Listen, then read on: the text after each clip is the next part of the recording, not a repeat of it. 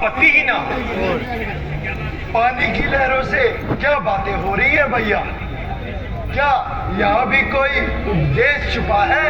हाँ लक्ष्मण, प्रकृति का हर कण एक बेजुबान उपदेशक ही तो है।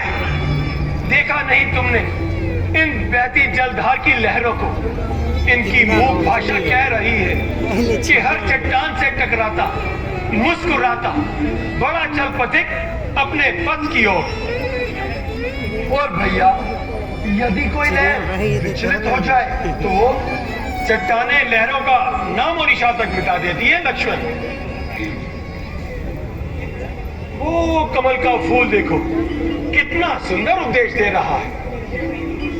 इतना तो अवश्य है भैया कि संसार की हर एक प्रत्येक वस्तु एक उपदेशक है, किंतु उसका उद्देश्य क्या है ये तो आप ही जान सकते हैं मेरे भैया। लक्ष्मण, कमल कहता है कि संसार में मेरे भांति जीवन व्यतीत हो। लक्ष्मण, इस संसारिक माया जाल को थोड़ी देर के लिए जल समझ लो और देखो कि कमल में कितना त्याग है।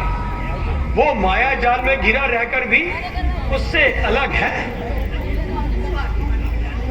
आप पानी की लहरों और कमल के गुणों की व्याख्या कर रहे हैं, किंतु कुछ इन फूलों के त्याग पर भी तो कही। हाँ भैया, निस्संदेह पुष्प भी अपनी जगह एक बहुत बड़े उपदेशक है। जैसे आपके होते हुए ये लक्ष्मण क्या ज्ञान दे सकता है भैया? माता जी, आप भैया से अपने प्रश्नों का उत्तर लीजिए, मैं फल लेकर लौटता हूँ।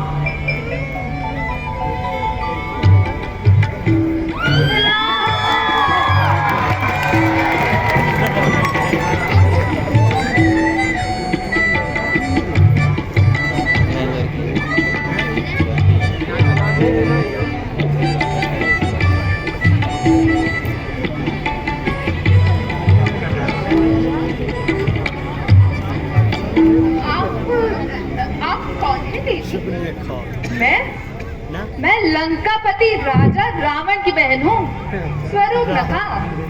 स्वरूप नखा? हाँ, स्वरूप नखा। स्वरूप नखा का शुद्ध रूप है स्वरूप की खान। इसमें भी संदेह नहीं है देवी। संदेह तो इसमें भी नहीं है कि मैं इस स्थान की महारानी हूँ, महारानी। मेरे भय से मनुष्य ही नहीं देवता तक कांपते हैं। अवश्य ऐसा ही होता होगा, किंतु आप स्कूटी क्यों? कल मैंने इन्हें मृग के पीछे दौड़ते हुए देखा। देखती रही और शायद तुमने मृग का पीछा करना छोड़ दिया, किंतु मेरी दृष्टि तो उसी ओर लगी रही। आपकी दृष्टि उसी ओर लगी रही, किंतु क्यों? क्योंकि ये हमारी सीमा उल्लंघन का अपराध जो कर बैठे थे। क्षमा करें महारानी, हमें सीमा का ज्ञान ना था। इसीलिए तो कठोरता से काम नहीं लिया। और फिर आपके साहस और सौंदर्य की शक्ति। मैं इनसे एकांत में बात करना चाहूंगी। जी अवश्य। बात यह है बनवासी कि मैंने जब से तुम्हें देखा है मैं अपनी सुध को खो बैठी हूँ। ऐसा लगता है कि स्वरूप नखा हृदय विहीन हो गई हूँ। निद्रा तो जैसे मुझसे रूठ ही गई हो। ये आप कैसी बातें कर रही है वन देवी? पर पुरुष के साथ ऐसी बातें करना आपको शोभा नहीं देता। किंतु मैं तो तुम्हें अपना समझती हूँ। तुम्हारी इच्छा अनुचित है देवी।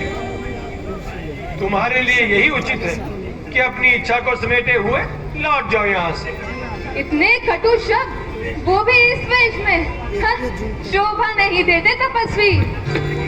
हम कटु बोलने की इच्छुक भी नहीं है। आप अपनी राह लीजिए। मेरी राह तो पहले अंधकार में थी, किंतु तुम्हारी सुंदर छवि के प्रकाश ने इसे उज्जवल कर दिया है। तुम मेरी सीमा हो, मैं तुम्हें चाहती हूँ। चाहत के अपूर्ण रहने में भी विशेष आनंद होता है देवी। ये सब मैं जानती हूँ, किंतु तुम मुझे नहीं, स्वर्ग की अनमोल सुंदरता को ठुकरा रहे हो। हाँ, भूलती है देवी, हम तुम्हें ठुकरा नहीं रहे, बल्कि सीधी राह पर चलने की याचना कर रहे हैं। यदि तुम्हें कोई राजकुमार होने का अभिमान है, तो मैं भी राजकुमारी हूँ। हो सकता है कि तुमसे ऊंचे वर्ण और ऊंचे कुल की हूँ। हमें तो किसी बात का अभिमान नहीं। तब फिर मुझे अपनाने में क्या संकोच है? मैं विवाहित हूँ। उन्हें देखो, मेरे छोटे भाई बड़े वीर और पराक्रमी हैं, और उस पर विशेषता ये कि बिल्कुल अकेले हैं। मुझे इस माया जाल से दूर ही रखिएगा भैया, नहीं तो कर्म के पांव टूट जाएंगे और रीतियों का नाश हो जाएगा। क्यों जी? क्या ये सब कुछ मुझे बल लेने से हो जाएगा? बिल्कुल नहीं देवी, भला स्वर्ग की अनुपम भेंट भी किसी को अकर सकती है क्या? तब फिर मेरे लिए तुम्हारा क्या विचार है? मेरे विचारों की तो कुछ न पूछिए देवी।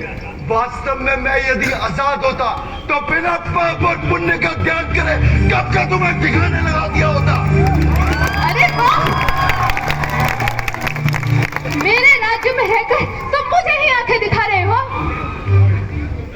तुम व्यर्थ ही भटक रही हो देवी, इससे तुम्हारे नारी धर्म का पतन हो जाएगा। विषयों का आनंद नाशवान होता है। फिर वही उपदेश, मैं ये बातें सुनने नहीं आई राजकुमार। तब आप जा सकती है। तो क्या ही अच्छा हो कि जाने से पहले मैं क्यों ना इसे ही खत्म। अरे अरे, ये क्या? स्वर्ग की श्रेष्ठ देवी और ये नर। जब तक ये जीवित है आप मुझे नहीं अपनाएंगे राजकुमार। मैं आपसे विवाह करना चाहती हूँ। परंतु मुझसे ही क्यों? वो मेरे छोटे भाई लक्ष्मण भी तो हैं। मैं इनसे विवाह करने को तैयार हूँ भैया। सच? तब फिर मुझे पहले ही क्यों नहीं कह दिया था? मेरी तो बस आदत ही कुछ ऐसी है। ठाकुर जी पर कड़वे शब्दों की भेंट की है, प्रसाद भी लेती जाइए।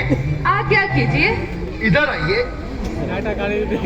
आपने जो माता जी को बुरा भला कहा है, उसकी क्षमा याचना कर लीजिए, फिर मैं तुमसे विवाह कर लूंगा।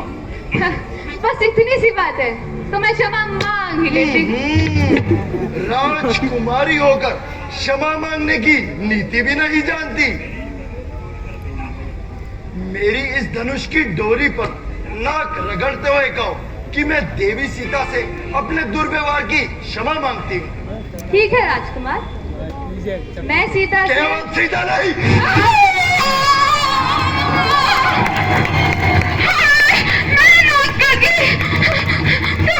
तुमने मेरे साथ छल किया। मैं तुमसे बदला लूंगी। भैया, भैया।